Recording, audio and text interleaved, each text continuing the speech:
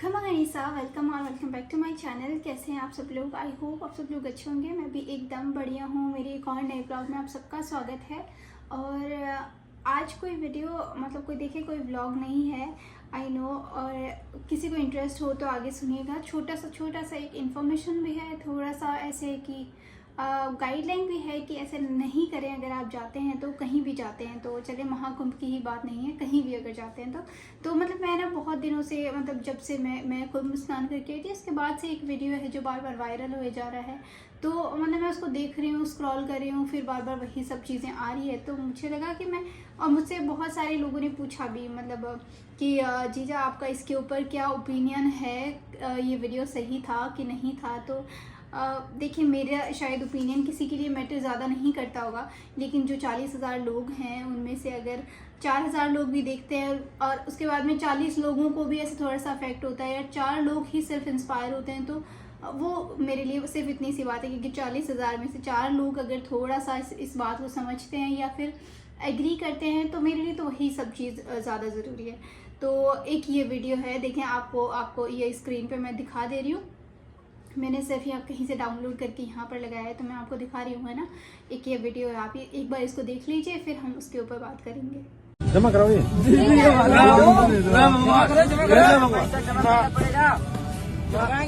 दो मैं सिक्के को नोट में कन्वर्ट कर दो महाराज जी। अब तो अभी तो बैठे थे, आपको तो पैसे की कोई मोह माया नहीं थी।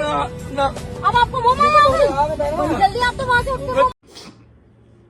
तो आपने देखा ये वीडियो, मतलब जिसमें एक कांटे वाले बाबा जी जो अभी फेमस हो रखे हैं, ठीक है। वहाँ पे अलग अलग तरीके से बाबा जी आए हुए हैं, जो कुछ आईआईटी एरोस्पेस इंजीनियर है, एक तो वो हैं, और एक ये जिन्होंने ऊपर हाथ करा हुआ है 12-13 साल से, कि उनका हाथ एक ऊपर ही है, और एक ये थे जो कांटों में ही सोए रहते हैं।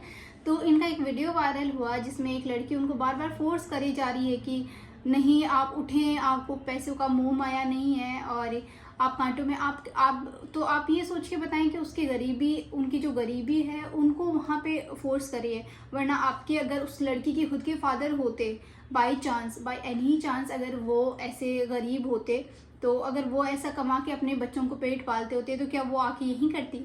तो एजुकेशन लेना, पढ़ना एक अलग चीज़ है, और एजुकेटेड होना एक अलग चीज़ होती है। मतलब एजुकेशन आपको कभी नहीं कहती कि आप किसी को, आप पढ़ लिख के जो पढ़ा लिखा नहीं है उसको नीचा दिखाओ, ये एजुकेशन कभी नहीं कहती है। तो वो बेचारे, अगर चलिए ठीक है, मान लिया वो, उन्होंने झूठ बोला, उन्होंने जो भी किया, ठीक है, लेकिन वो कांटों में सो रहे थे, है ना। कांटों में सो के पैसे मांग रहे हैं, वो भीख मांगे। अगर वो चोरी करते होते तो क्या तुम कुछ कर सकते थे उसका? आप भी तो हेल्पलेस होते, जैसे आज वो हेल्पलेस था। दूसरी चीज़ है, जैसे वो, आप वहाँ पे बोटिंग वगैरह हो रही है, ठीक है, वहाँ पे बोटिंग होती हो, आप इधर से लेके उधर से 50 से 100 रुपये आप दे रहे हो, तो आप उससे तो आर्ग्यूमेंट नहीं कर रहे हो कि नहीं, आप तो 100 रुपये ही क्यों ले रहे हो? क्यों? क्योंकि वहाँ पे 100 लोग और भी, 50 लोग और भी उसमें बैठ के जाएंगे, ठीक है, वो सब 100 रुपये दे रहे हैं, तो आपको उनको 100 रुपये देने में दिक्कत नहीं आती। अगर आपको थोड़ी सी दिक्कत, बीमारी हो जाती है, तो आप डॉक्टर को हज़ारों लाखों रुपये दे देते हो, तब उनसे आर्ग्यूमेंट नहीं करते हैं आप, ठीक है। आपको अगर पिज़्ज़ा बर्गर खाना होता है, तो पिज़्ज़ा अगर 200 का आ रहा है तो आप 200 ही देंगे। आप ऑनलाइन अगर ऑर्डर कर रहे हैं तो वहाँ पे आप बार्गेनिंग नहीं कर सकते हैं, है ना। अगर लेकिन वो बेचारा अगर कांटों में सो के भीख मांग के, जो अपनी मन से पैसे उसको देकर जा रहे हैं, वो देख, आपको किसी ने फोर्स नहीं किया कि वहाँ पे जाके आप उनको, वो मांग रहे हैं तो पैसे दो।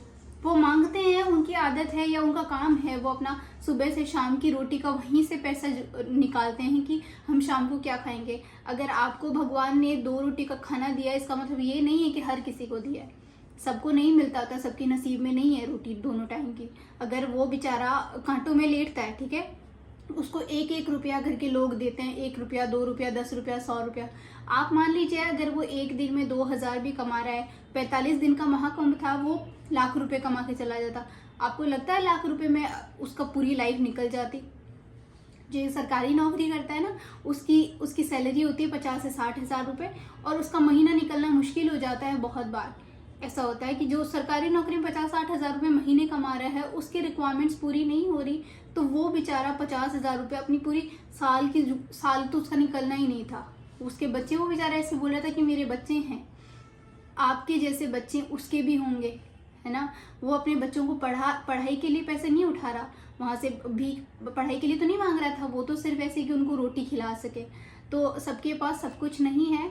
तो अगर आप महाकुंभ में जाते हैं, आपके पास अगर श्रद्धा हो, किसी कोई मांग रहा है, अगर आपका मन हो, नियत हो आपकी, तो दो, नहीं देना तो मत दो। लेकिन वहाँ जाके किसी की इंसल्ट मत करो कि ये बाबा यहाँ पे ऐसे बैठा है, ये तो मगता ही है, या तो इसका तो यही काम है।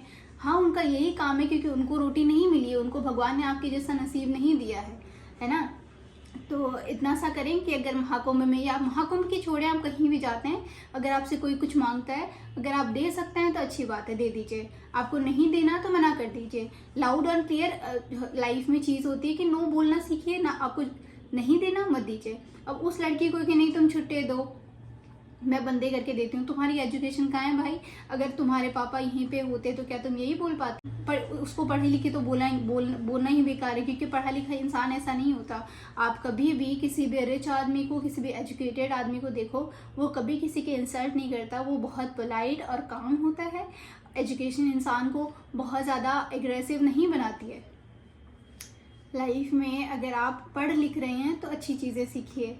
आप महाकुंभ जा रहे हैं, आप वहाँ पे पाप धोने जा रहे हैं, मतलब मेन लोगों का पर्पस यही है कि हम महाकुंभ जा रहे हैं तो पाप धोने जा रहे हैं। आप कौन से पाप धो रहे हैं भाई वहाँ जाके? मतलब आप वहाँ जाके चुगलियाँ करें कि ये देखो ये ऐसे कर रहा है, ये ऐसे नहा लिया है, इसने ऐसे कपड़े नहीं पहने, आप वहीं पे गंदगी फैला रहे हैं, ये कौन सा कुंभ स्नान हुआ भाई? मतलब आप मानेंगे नहीं, जो महाकुंभ में जा रहे हैं वहाँ पे गंदगी फैला रहे हैं, ठीक है। जितनी मतलब वहाँ पे कपड़े धो रहे हैं, वहीं पे साबुन से भी नहा रहे हैं, वहीं पर आप जो वो लोग वहाँ पे पेपर्स वगैरह देते हैं वहीं फेंक कर जा रहे हैं।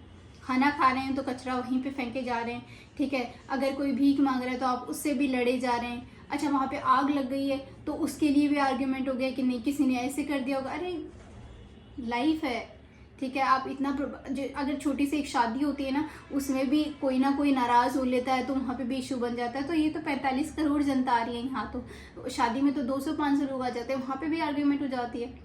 तो अगर आप महाकुंभ जा रहे हैं तो मेरी इतनी सी रिक्वेस्ट है कि आप वहाँ पे अगर किसी को कुछ नहीं देना मत दीजिए। वैसे तो ऐसे बोला जाता है कि आप अगर कोई भी तीर्थ करते हैं तो दान पुण्य करना चाहिए आपको, लेकिन अगर आपकी नीयत में फिर भी दान पुण्य नहीं है तो बेशक मत कीजिए। लेकिन वहाँ जाके किसी की इंसल्ट मत कीजिए। वो बेचारा भले कांटों में सोता है, वहाँ पे जितने भी जो लोग भीख मांगते हैं तो वो भीख ही तो मांग रहे हैं, आपकी चोरी तो नहीं कर रहे हैं। उनका काम है, उनको वो इतने पढ़े लिखे नहीं है कि वो जाके नौकरी कर लें, उनको इतनी पढ़ाई लिखाई नहीं मिली, उनको नसीब में उनके पेरेंट्स ने उनको नहीं पढ़ाया, तो वो एटलीस्ट अपने बच्चों को खाना तो खिला सकें। तो वो हर कोई माता पिता यही करते हैं कि अपने बच्चों का पेट पालते हैं, है ना। और माता पिता भी नहीं भी करते तो चलो कोई बात नहीं, अगर वो इकट्ठे करके कहीं भी, चलो वो दारू ही पीता, मान लो वो दारू पीता, वो मांग के पी रहा, आप जो उसको पैसे देकर जा रहे हैं वो अपनी मर्जी से देकर जा रहे, लेकिन वो बेचारा इतना हेल्पलेस होकर से बोल रहा है कि मेरे घर पे बच्चे हैं, ठीक है, मैं बच्चों के लिए इकट्ठे करके लेकर जा रहा हूँ। तो लाइफ में सारा झूठ एक तरफ, पूरी दुनिया एक तरफ, आप किसी की तारीफ में तो सच्चाई देखेंगे। हर चीज़ में तो आप डाउट नहीं कर सकते ना कि उसने ऐसे किया है, वो दारू ही पिएगा, वो गलत काम ही करेगा। जो गलत काम कर रहे हैं वो वहाँ पे रहकर भी कर रहे हैं। बहुत सारे जो संत फिर रहे हैं वो वहाँ पे सारा नशा भी कर रहे हैं, तो उनको तो हम कुछ नहीं बोल सकते। क्यों? क्योंकि हम उनको तो डिक्लेयर कर देंगे कि अच्छा इनका तो काम है यही, ये तो इस ऐसी ही साधना करते हैं जिसमें ये सब चलता है ऐसा। तो देखिए ऐसा कुछ नहीं है। आप जो इंसान होता है ना, जो दबता है उसको दबाते जाते हो। जो अगर अच्छा वही लड़की अगर कोई थोड़ा सा बड़ा आदमी होता तो अगर जैसे वहीं पे कोई नेता तो वो भी झुकती होती उसके सामने, लेकिन वो क्या वहाँ पे सिर्फ इसलिए बोल रही थी क्योंकि उसको सिर्फ मीडिया कवरेज मिल रहा था, बाकी और कुछ भी नहीं है। वो लड़की को आज वहीं सब लोग भी ट्रोल भी करें, तो ये सब नहीं है। अगर आप कहीं भी जाते हैं तो किसी की इंसल्ट मत कीजिए। महाकुंभ की ही बात नहीं है, मतलब नॉर्मल डेज में भी ऐसे होता है कि आप कहीं भी जाते हैं तो आप अच्छा ये बताएं, आप अगर पार्टीज वगैरह करते हैं, कोई भी इवेंट ऑर्गेनाइज करते हैं, उनमें आप लाखों रुपए लगा देंगे, लाखों रुपए, है ना, लेकिन आपसे गरीब को खाना नहीं खिलाया जाएगा। और ये रियलिटी है। आप बेशक इस बात को मत मानिए। आप अपनी बेटियों को भी सब कुछ देंगे, जो लेडीज़ होती है अपनी बेटियों को मतलब भर भर के देंगे, बेटों को भी देंगे, बेटे को, लेकिन आपसे एक टाइम भी खाना निकलता है महीने में कि आज हमने ये किसी को खिला देना है खाना, तो ऐसा नहीं होता। सबके मुझे ऐसा लगता है कि लाइफ में आपके साथ ना आपकी बेटी जाएगी, ना आपका बेटा जाएगा, ना आपका पति जाएगा, और ना ही आपके माँ बाप जाएंगे आपके साथ में। आपके साथ में कोई नहीं जाने वाला, आपके अपने कर्म और धर्म जाता है साथ में। तो देखिए, आपको लगता है मैं ज्ञान देती हूँ, लेकिन ज्ञान मैंने जितनी किताबें पढ़ी है ना, सब में यही सिखाया जाता है कि आपके साथ सिर्फ अपना कर्म और धर्म जाएगा। तो अपना कर्म और धर्म अच्छा रखें, उसको ना बिगाड़े। मतलब अगर आप कुंभ स्नान करते हैं तो वहाँ पे कर्म आपका अच्छा है कि आप वहाँ पे नहाने जा रहे हैं, और धर्म ऐसा कीजिए कि वहाँ से नहा के आप कम से कम ऐसे पाप ना करें, उल्टी सीधी बातें ना करें। तो ऐसे कर्म और धर्म आपके सुधरेंगे। बाकी देखिए, लाइफ में ऐसे बोलते हैं ना कि नरक में जाएंगे, स्वर्ग में जाएंगे, तो ऐसा कुछ नहीं होता। कोई कहीं नहीं जाता है, आप यहीं रहेंगे और यहीं पे अपने कर्म का जितना भी लिखा है वो यहीं आप भोग कर जाएंगे। मतलब मैंने बहुत सारी लेडीज़ को देखा है जो जिनका जवानी में जितना सब कुछ ऐसे आदमियों का बहुत चलता है, ठीक है, बुरे कर्म भी करते हैं, लेकिन उस टाइम वो चल जाता है। लेकिन जैसे ही बिस्तर पे आते हैं, क्योंकि बुढ़ापा तो ऑब्वियस हर किसी के लिखा हुआ है, बिस्तर में आते हैं, आपको वो गिल्ट पूरी बिस्तर में जितने दिन आप पड़े रहेंगे उतने दिन आपको मारेगा। मतलब उस टाइम आपका ना पैसा काम में आएगा, ना कोई दवाई काम में आएगी, ना परिवार, ना दोस्त, ना कोई भी काम नहीं आएगा। उस टाइम आपके कर्म और धर्म काम में आएंगे कि जितना आपने कर्म अच्छा किया है उतना आपको अच्छी लाइफ मिलेगी। आपने कितना धर्म दान पुण्य किया है आपको वो मैटर करेगा, यहाँ पे कुछ नहीं आएगा बाकी। तो ये मेरा छोटा सा ब्लॉग था। आई नो छोटा तो नहीं है, थोड़ा सा बड़ा हो गया है, लेकिन ये मेरा ओपिनियन है कि लाइफ में आप अगर कुछ कर रहे हैं तो अच्छे कर्म कीजिए, किसी को नीचा मत दिखाइए। और लाइफ में ना बहुत छोटी सी होती है, जिसको अगर आप अच्छे से फुलफिलमेंट करके बहुत सेटिस्फेक्शन के साथ में जिएंगे तो खुद खुश रहेंगे। आप क्या करने जा रहे हैं? वहाँ को शांति के लिए जा रहे हैं, सुकून के लिए जा रहे हैं, खुशियों के लिए जा रहे हैं, तो वही करना है ना लाइफ में। हर इंसान वही चीज़ ढूंढ रहा है, तो वो कीजिए आप। वही चीज़ वहाँ पे स्नान करके आएंगे, फिर घर आके 2 लोगों की चुगली करेंगे। कोई किसी से कोई भी मतलब नहीं है। To be very very honest, life में आपको अपने से मतलब रखिए, दूसरों को परेशान करना बंद कीजिए, और खुद भी खुश रहिए, दूसरों को भी खुश रखिए।